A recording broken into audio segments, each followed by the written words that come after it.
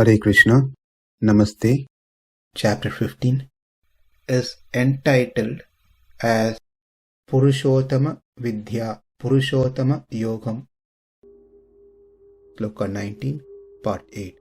Yo māmevam asammūdaḥ janāti puruṣottamam sa sarvavid bhajati māṁ sarvabhavena Bharata. In the previous session, we learned that Bauta, Jaina and Tarkika accepts Paramanu as the cause of creation. We also learned how that is not accepted by the Vedas. It is Prakriti which is cause of the creation, not the Paramanus. In this session, we will learn the creation of universe from the Sankhya point of view. In previous session, we learned those three groups accepted Paramanu and denied Prakriti as cause of creation.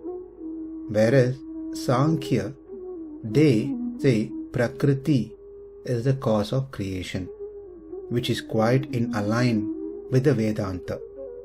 Prakriti, which is made up of three gunas, sattva, rajas and tamas, mode of goodness, mode of passion and mode of ignorance, is the cause for this universe. And this is exactly what has been said in Vedanta as well. That is, Prakriti with three gunas is the cause for the universe. But there is a difference, a minor difference between Sankhya and Vedanta. The difference is, Sankhya says that Prakriti is the cause of the creation, but that Prakriti acts independently, Swatantara, and does the creation by its own. In other words, there is no controller, instructor, executor for the creation to happen. Without an Chetana, Chetana means one with knowledge, intelligence, is Chetana. Without an Chetana, without an knowledgeable person, without being controlled by a person, Prakriti independently functions and creates the universe. This is where Sankhya and Vedanta differs. As per Vedanta, it is agreed that Prakriti is the cause for the creation of this universe. But it is not independent. It is not Swatantara. It is Paratantra. It is completely dependent. It is dependent on a Chetana, on a supreme conscious being. That is the Lord Himself. That part which is accepted by Vedanta, that Prakriti is cause of creation, but that Prakriti is under the control and purview of the Supreme Being, Brahman, is not accepted by Sankhya. They say Prakriti independently does creation without help of a conscious being. And the example that they give for this is like how milk turns into yogurt overnight without the need of anyone to make that change in it. No one is within that curd trying to make that change. Likewise, the unconscious Achetana Prakriti changes into this world by itself without the interference of Chetana, an intelligent person. This is the Sankhya's school of thought. But this also has flaw. Since an Achetana, non-sentient object cannot perform any action on its own without a Chetana, sentient being, controlling it, we cannot accept this theory. Now that AI, artificial intelligence, is very famous, popular, but they are all dealing with matter. But that matter cannot function by itself without an intelligent person. For the matter, a chetana, which is non-sentient object, to function, it requires chetana, a sentient being, a conscious being, to make it function. If Prakriti was to create this universe on its own, then since Prakriti doesn't have the capacity to think or change its thought process, the universe would always have to be in the pralaya state, or always has to be in shrishti state, creation state. Because there's no reason for Prakriti to suddenly change its nature from one to another. Prakriti doesn't have intelligence to start and stop. It doesn't have an understanding when to stop, when to start, because it is a non-sentient object. Then one may ask a question that how come that one Prakriti can create so many varieties of things in this universe? Their response to this question is that Prakriti has Sattva, Rajas and Tamas. Based on these three, the combination, we find many varieties. Like the water, when it associates with a lemon tree, it tastes sour. And when the water associates with a coconut tree, the water within the coconut is sweet. Likewise, based on the association of these three gunas with the matter, there are many things that get created. That's how we see variation, varieties of things in the universe. This is their response. The reason that Sankhya philosophy says Prakriti is the cause and it works independently, because they say there must be some similarities or relationship between the Karana and Karya, the cause and effect. Please listen carefully. The earthen pot has its relationship with the clay. The earthen pot cannot have its relationship with gold, because gold cannot be the cause of the earthen pot. Likewise, in this world, we see everything is of these three gunas, Sattva, Rajas and Tamas. That means they are the byproduct of the Prakriti, because these three gunas are present in the Prakriti. Therefore, this Prakriti functions independently and changes into this universe. This is their theory. Now let's see the flaws, the defects in the Sankhya philosophy as per the Vedanta. Firstly, Prakriti is achetana, non-sentient entity, that which doesn't have intelligence, no knowledge, no consciousness. It cannot do things by itself without the help of an intelligent being. Simple. If an object has to move from one place to another place, it cannot do by itself.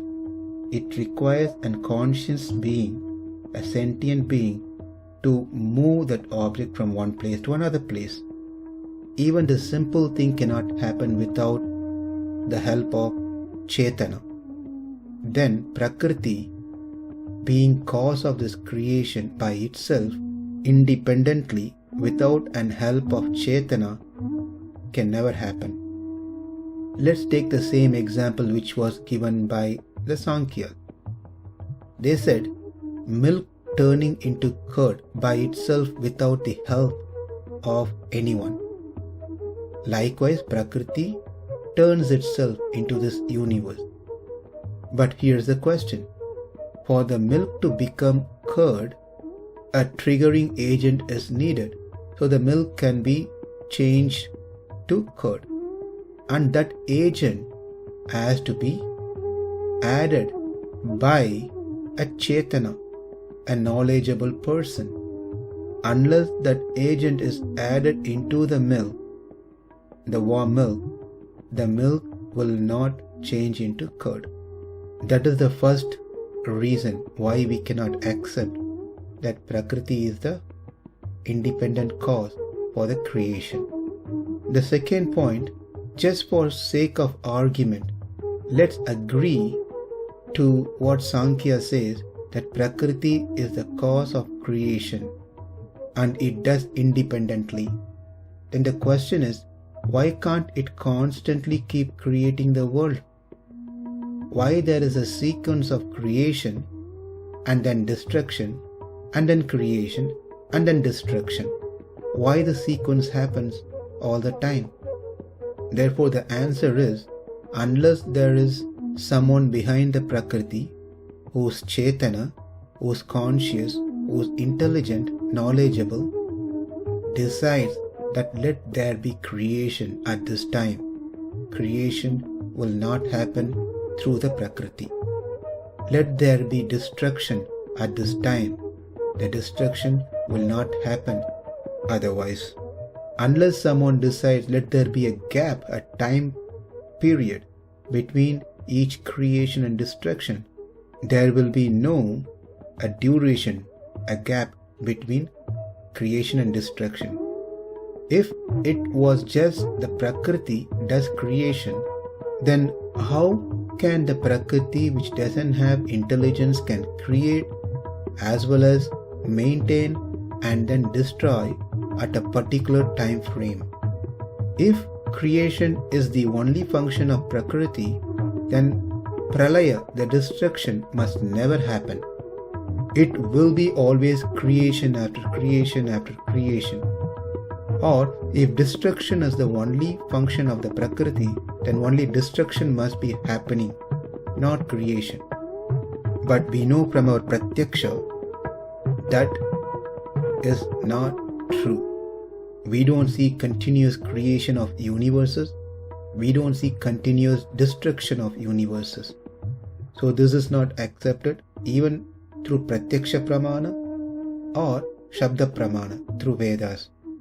The Vedas says it is the Lord with both Jivatma and the Prakriti creates this universe.